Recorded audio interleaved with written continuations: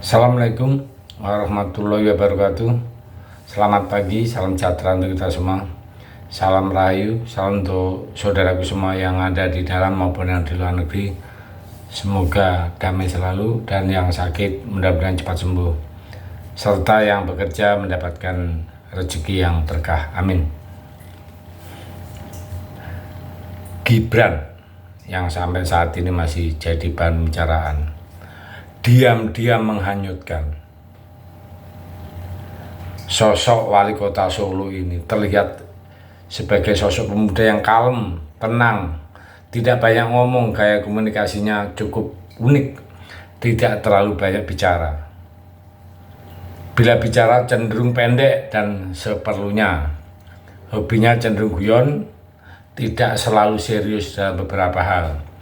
Gaya komunikasi cenderung disukai banyak orang, apalagi generasi milenial. Menjelang pemilu tahun 2024, Gibran secara mengejutkan bersedia menjadi cawapres Prabowo Subianto. Padahal dirinya adalah kader PDI Perjuangan. Hal ini tentu saja membuat kontroversi dan timbul pertanyaan apakah Gibran keluar dari PDI dan bagaimana sikap Megawati, apakah akan memecat Gibran dari partai PDI Perjuangan. PDI Perjuangan diperkirakan tidak akan terburu-buru mengambil tindakan terhadap Gibran Rakabumi. Karena apa?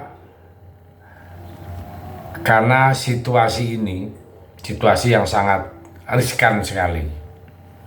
Walaupun Gibran sudah diusung dan bakal jadi calon wakil presiden Prabowo Subianto, memang melanggar aturan jadi cawapres koalisi lain, padahal PDI Perjuangan sudah punya jagoan. Hal ini sudah diketahui ya, posisi Gibran yang merupakan salah satu kader yang mereka cukup kuat ya. Nah, secara politis ya, Gibran yang masih menjabat sebagai wali kota didukung oleh sosok ayahnya Presiden Joko Widodo atau pendukung Joko Widodo. Jadi posisi Gibran ini ya cukup kuat ya di dalam politik ya. Nah, maka dari itu,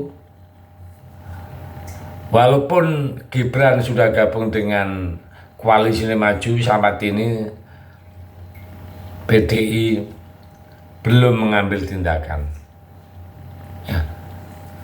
Dan perlu diketahui, koalisi Maju atau KIM, mereka adalah partai yang didukung oleh banyak partai.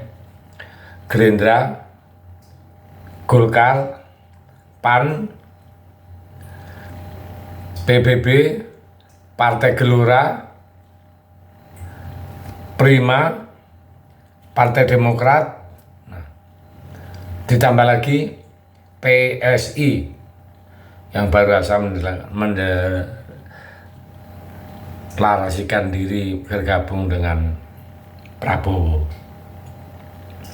Nah, Ibu Mega, Ketua Umum PDI Perjuangan, jauh-jauh sudah memperingatkan supaya kadernya tidak bersikap mendua menjelang pemilihan umum dan pemilihan presiden. Bahkan dia mengancam akan membuat tindakan tegas ya, yang manuver di luar ketetapan partai.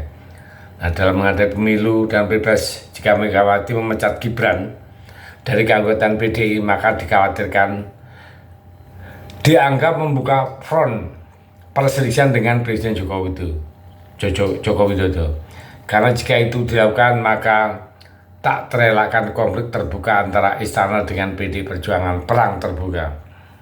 Ini akan merembet ke mana-mana, termasuk posisinya menteri ya, di kabinet Pak Jokowi kan. Juga banyak juga kementerian di sana, kalau nggak salah ada 7 ya. Bila perang terbuka, maka Megawati harus mencabut semua menterinya di kabinet itu. Bila tidak, maka akan jadi bahan ketertawaan partai lain, ya, yang termasuk Nasdem lah. Karena apa? Karena Nasdem kan sering diolok-olok, sudah posisinya di oposisi, menterinya masih ada di kabinet Pak Jokowi, kan nggak lucu, ya. Nah, sikap PDI yang belum menyampaikan keputusan terkait Gibran ini, mungkin ya, ini mungkin saya punya analisa, PDI itu belum mendapat momen buat menyampaikan sikap politik terhadap Gibran. Salah satu faktor yang menyebabkan hal itu karena opini publik pasca putusan MK, ya, MK terkait syarat batas umur itu, ya, itu sangat kontroversial dan dianggap menguntungkan Gibran, dinilai terlalu elitis dan belum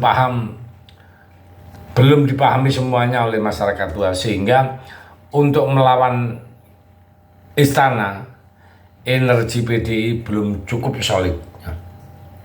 Menimbang kehadiran Gibran turut membelah kekuatan partai berlambang banteng ini, Megawati sepertinya menanti kedatangan Jokowi untuk menjelaskan semuanya. Setelah menjelaskan, diharapkan ada kesepakatan tertentu yang bisa menguntungkan kedua belah pihak. Dan perlu diketahui, ya, Bu Mega itu tidak ada gentar sama sekali, ya.